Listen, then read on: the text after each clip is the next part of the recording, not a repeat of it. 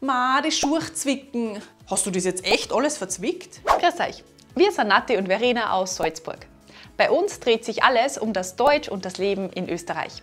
Wir begleiten euch von eurem ersten Kontakt mit dem Dialekt bis hin zum Moment, wo Gespräche verstehen kein Problem mehr ist. In Österreich haben wir viele Wörter, die es in Deutschland nicht oder in einer anderen Bedeutung gibt.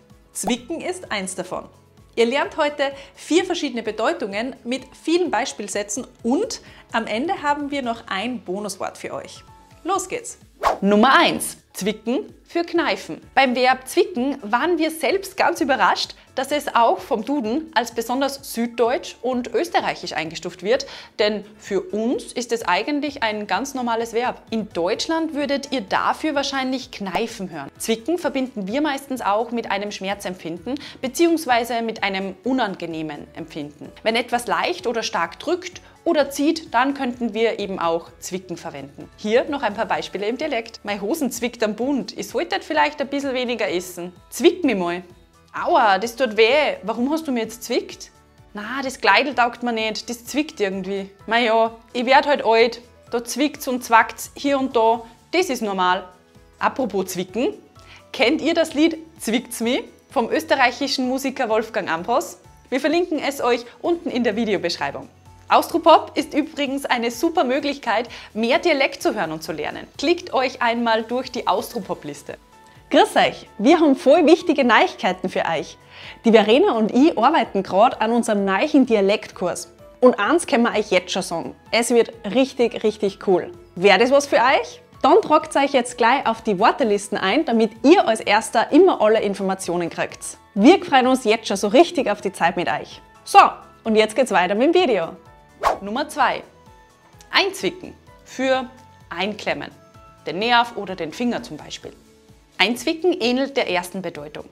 Einzwicken drückt nämlich auch einen Schmerz aus, aber wir beziehen uns bei Einzwicken auf einen Körperteil oder ganz speziell auf den Nerv. Wir könnten das Verb also mit einklemmen übersetzen. Wenn wir uns einen Nerv eingeklemmt haben, würden wir im Dialekt sagen, ich habe mir einen Nerv einzwickt. Wir könnten uns aber auch zum Beispiel die Finger oder die Zehe einklemmen. Dann würde das so klingen. Aua, was ist passiert? Ich habe mir einen Finger einzwickt. Was hast denn du mit deinem Zeichen da? Ich habe mir gestern in der Tür einzwickt. Wir hoffen, dass ihr euch nun nicht so oft was einzwickt habt. Aber vielleicht habt ihr schon einmal etwas verzwickt. Nummer 3. Verzwicken oder zwicken für konsumieren, zu sich nehmen. Dann gibt es noch eine ganz andere Bedeutung von zwicken, nämlich jene, die sich auf den Konsum von Lebensmitteln oder Getränke bezieht. Wenn zum Beispiel jemand eine Flasche Wein getrunken hat, könntet ihr vor allem in Ostösterreich hören, er hat eine Flasche Wein zwickt. Dann ist es eigentlich ein Synonym für trinken. Oder wenn wir sagen, er hat ein ganzes Händel zwickt, dann steht zwicken für essen.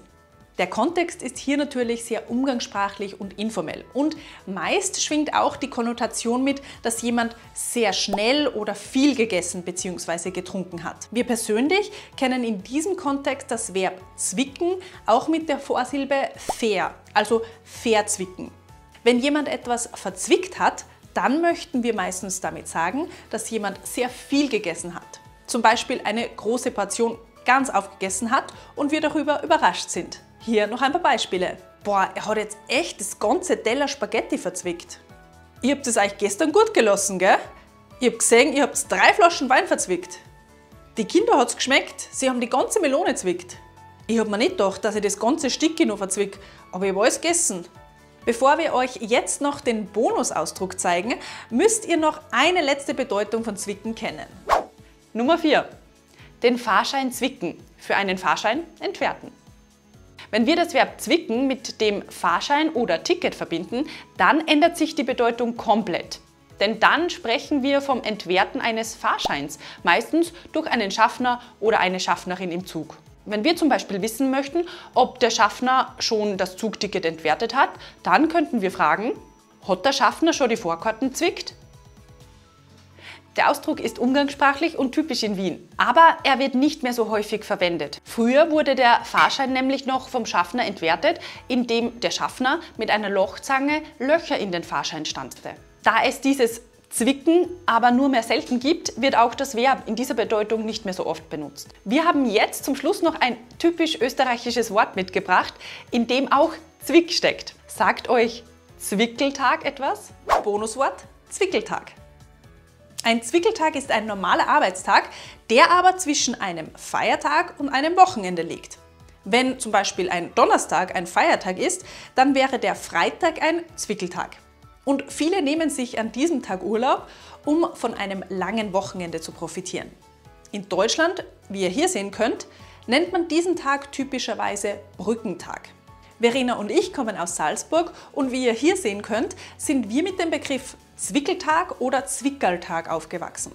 Fenstertag oder Fensterltag ist aber im Rest von Österreich eher üblich und auch wir verwenden es. Wie sagt ihr dazu? Gibt es so einen Ausdruck auch in euren Sprachen? Zwickeltag war übrigens nur eins von 11 typisch österreichischen Wörtern, die wir euch in diesem Video beim Österreich-Dialektquiz erklärt haben. Und wie ihr hier sehen könnt, gibt es auch noch andere Wörter und Bedeutungen mit zwicken. Schreibt uns jetzt gern in die Kommentare, wenn ihr noch andere Versionen oder Bedeutungen kennt. Wir sind gespannt. Danke, dass ihr wieder mit dabei wart. Wir sehen uns hoffentlich nächsten Samstag wieder zu einem neuen Video. Bis dahin, wie immer nicht vergessen, gemeinsam macht Deutsch und Dialekt in Österreich. Doppelt so viel Spaß. Fixleiberl. Das sind die... Das ist neu auch für mich, da bin ich mir nicht sicher. Das kenne ich tatsächlich nicht. Ein Bankel reißen. Dies ist Leibon.